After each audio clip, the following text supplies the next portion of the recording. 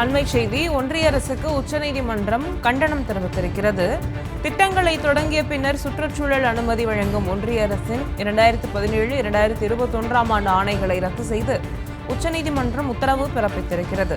திட்டங்களை தொடங்கிய பின்னர் சுற்றுச்சூழல் அனுமதி வழங்கும் இதுபோன்ற உத்தரவுகளை மீண்டும் வெளியிட ஒன்றிய அரசுக்கு தடை விதித்து உச்சநீதிமன்றம் உத்தரவு பிறப்பித்திருக்கிறது. அண்மை செய்தியை பார்த்து கொண்டிருக்கிறோம். சுற்றுச்சூழலுக்கு பாதிப்பு ஏற்படுத்தும் பல திட்டங்களுக்கு ஒன்றிய சுற்றுச்சூழல் துறை அனுமதி வழங்கியதை எதிர்த்து உச்சநீதிமன்றத்தில் சுற்றுச்சூழல் அமைப்புகள் வழக்கு தொடர்ந்திருந்தன.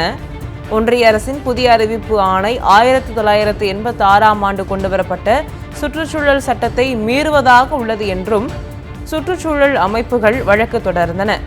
சுற்றுச்சூழலுக்கு தீங்கு விளைவிப்பவர்களை பாதுகாக்க புதிய அறிவிப்பு வெளியிடப்பட்டிருப்பதாக ஒன்றிய அரசுக்கு உச்சநீதிமன்றம் கண்டனம் தெரிவித்திருக்கிறது. அண்மை செய்தியை பார்த்து கொண்டிருக்கிறோம். முழு விவரங்களை எமது டெல்லி சிறப்பு செய்தியாளர் பால்முருகனிடம் கேட்கலாம். வணக்கம் பால்முருகன். உச்சநீதிமன்றம் தெரிவித்த உத்தரவுல என்னென்ன குறிப்பிடப்பட்டிருக்கு?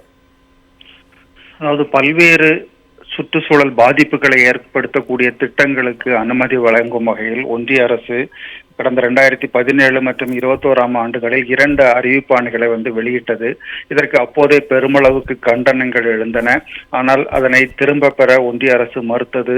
இதனை தொடர்ந்து பல தொழிற்சாலைகள் உள்ளிட்ட திட்டங்களுக்கு அனுமதிகளை ஒன்றிய அரசு வழங்கியது. அதாவது திட்டங்களை தொடங்கிய பிறகு சுற்றுச்சூழல் அனுமதி பெறக்கூடிய வகையில் கொண்டு வரப்பட்ட இந்த 2 அறிவிப்பு ஆணைகளுக்கு எதிராக உச்சநீதிமன்றத்தில் சுற்றுச்சூழல் அமைப்புகள் வழக்கு தொடர்ந்திருந்தன.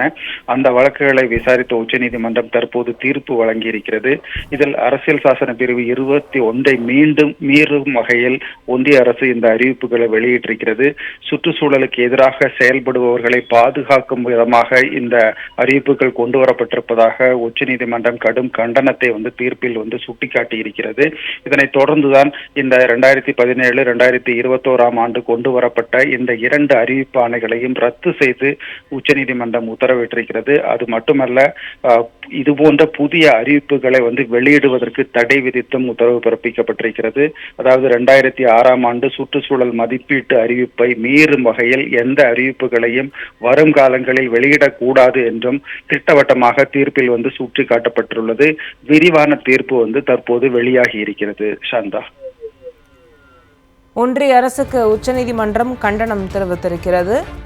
திட்டங்களை தொடங்கிய பின்னர் சுற்றுச்சூழல் அனுமதி வழங்கும் ஒன்றிய அரசின் 2017-2021 ஆண்டு ஆணைகளை ரத்து செய்து உச்சநீதிமன்றம் உத்தரவு பிறப்பித்திருக்கிறது.